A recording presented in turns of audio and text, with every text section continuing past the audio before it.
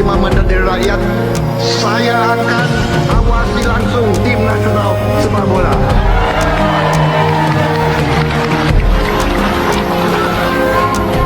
Kalau perlu, saya akan tungguin latihan mereka.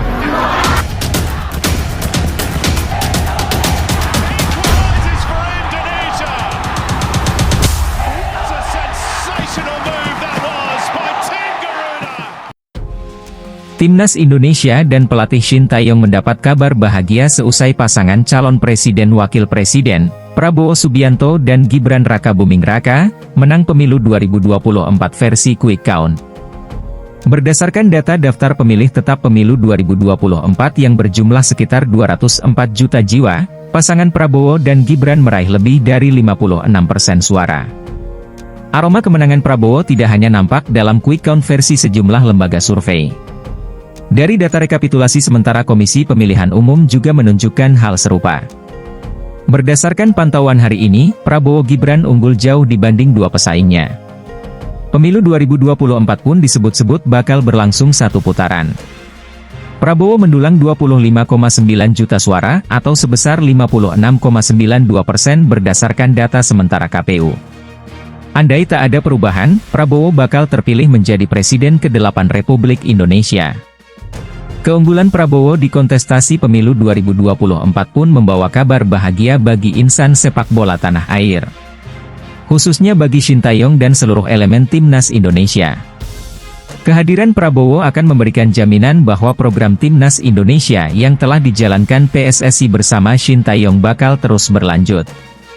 Salah satu buktinya adalah ketika Ketua Umum Partai Gerindra itu mendirikan Akademi Garuda Yaksa untuk pembinaan pemain dari berbagai usia. Tujuan kita ini memang untuk mendukung dan mendorong sepak bola Indonesia dari usia dini. Setelah ini juga akan ada program untuk U12 hingga U16, ujar Prabowo Subianto. Komitmen Prabowo terhadap perkembangan sepak bola tanah air tidak hanya terjadi kali ini. Dalam kontestasi pemilu 2019, Prabowo pernah menyinggung kiprah Timnas Indonesia di kancah dunia. Prabowo menyoroti buruknya peringkat Timnas Indonesia yang berada di urutan 160 pada masa itu. Dia pun menebar janji bakal membawa tim merah putih meraih prestasi dan menembus Piala Dunia. Sepak bola kita peringkat 160, di bawah Filipina dan Thailand. Tekad saya Indonesia harus masuk Piala Dunia. Nanti kalau saya terima mandat jadi presiden, saya akan awasi langsung tim nasional sepak bola. Kalau perlu saya akan tungguin latihan mereka. Masa dari 267 juta rakyat kita tidak punya 30 pemain sepak bola yang bagus, ujar Prabowo kala itu. Janji-janji Prabowo pada masa lalu pun sejalan dengan program yang diterapkan PSSI di Timnas Indonesia saat ini. PSSI memiliki ambisi menembus Piala Dunia 2026 dengan menggenjot program naturalisasi. Nama-nama seperti Sandy Walsh, Justin Hubner, hingga Ivar Jenner berhasil mengerek performa Timnas di kancah Asia. Prabowo pun nantinya ketika terpilih menjadi presiden disinyalir tidak akan menghentikan program naturalisasi pada era Shin Tae-yong, sebab yang terpenting adalah prestasi Timnas Indonesia. Kalau perlu cari pemain-pemain hebat keturunan Indonesia, yang mirip-mirip Indonesia kita rekrut. Bagi saya yang penting merah putih berkibar, ujar Prabowo Subianto. Sebagian masyarakat Indonesia terutama para pecinta sepak bola tentu masih ingat batalnya gelaran Piala Dunia U20 awal tahun 2023 dan FIFA mengalihkan ke Argentina. FIFA dalam laman resminya menyebutkan jika pembatalan tersebut disebabkan karena kondisi Indonesia yang kurang memungkinkan digelarnya Piala Dunia. Tapi, sebagian besar pengamat sepak bola dan juga masyarakat terutama anak muda pecinta sepak bola menganggap dibatalkannya Piala Dunia U20 dikarenakan penolakan terhadap kehadiran tim Israel yang menjadi salah satu kontestan ajang tersebut. Nah, salah satu yang tegas mengutarakan penolakan tersebut adalah Gubernur Jawa Tengah yang saat itu dijabat oleh Ganjar Pranowo yang kini maju dalam pertarungan Pilpres 2024 lewat Partai PDIP.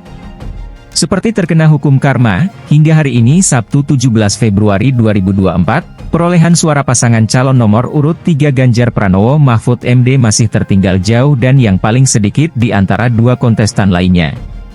Lantas, benarkan efek dari batalnya Piala Dunia U20 tersebut yang membuat suara Ganjar Pranowo anjlok? Hal tersebut tidak bisa dibuktikan secara ilmiah. Pasalnya, perolehan suara Ganjar Pranowo di Pilpres 2024 ini sangat kecil dan itu berbanding terbalik dengan perolehan suara partai PDIP yang saat ini menjadi yang tertinggi dibandingkan kontestan lainnya. Sungguh sebuah ironi yang sangat mengherankan, di mana partai pengusung memperoleh banyak suara sedangkan calon presidennya justru sangat sedikit dalam perolehan suara. Bahkan, kondisi ini menjadi banyak dugaan efek dari statement Ganjar Pranowo yang saat itu menolak secara terang-terangan Piala Dunia U20. Sejatinya, hal tersebut memang masuk akal, mengingat banyak pihak terutama pemilih pemula yang menyebutkan tidak akan memilih Ganjar Pranowo apabila beliau mencalonkan diri sebagai Presiden RI tahun 2024-2029. Salah satu pengamat bola terkemuka, yakni Justinus Laksana mengeluarkan kalimat yang menarik di akun X pribadinya. Pria yang biasa disapa Coach Justin ini menyebutkan bahwa anak bola yang tidak diperhitungkan dalam politik justru dianggap menjadi salah satu penyebab kecilnya suara yang diperoleh oleh salah satu paslon. Anak bola tidak pernah diperhitungkan dalam politik. Tapi, sekarang mereka unjuk gigi dan efektif. Salam sepak bola, tulis Justinus Laksana di akun X pribadinya. Anggota Komite Eksekutif PSSI Arya Sinulinga menanggapi kabar pemain Crystal Palace Jairo Riedewald punya keinginan membela timnas Indonesia. PSSI disebutnya akan berhati-hati sebelum merealisasikan proses naturalisasi. Arya Sinulinga menjelaskan bahwa PSSI sejauh ini coba bekerja dalam senyap. Federasi Sepak Bola Indonesia itu disebut enggan memberi harapan palsu kepada para penggemar. Kabar Jairo Riedewald ingin membela timnas Indonesia sebelumnya datang dari mantan anggota Exco Hassani Abdul Ghani. Adapun Hassani dihubungi oleh seseorang yang mengaku kakak dari nenek Jairo. Seseorang tersebut mengabarkan Jairo bersedia membela timnas Indonesia. Perihal keturunan dijelaskan juga ex-Ajax itu punya darah Manado. Arya mengatakan pihaknya bekerja dalam senyap urusan naturalisasi pemain. Termasuk urus bagaimana asal-usul Jairo. Kami selama ini bekerja dengan senyap dan tidak mau memberi harapan-harapan kepada supporter dan selama ini terbukti satset untuk urusan naturalisasi.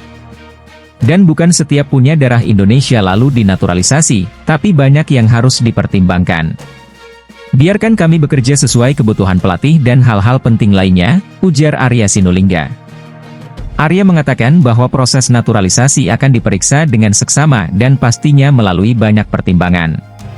Oleh karena itu, ia tak ingin membuat supporter terlalu berharap terlebih dahulu apabila semuanya belum jelas. Termasuk urusan Jairo. Supaya jangan supporter dikasih harapan-harapan dan seakan-akan hanya urusan karena punya darah Indonesia. Biarkan kami bekerja selama ini, di mana dalam waktu 1 tahun sudah memproses 9 pemain naturalisasi. Sepertinya belum pernah terjadi sebanyak dan secepat ini, jelas Arya Sinulinga.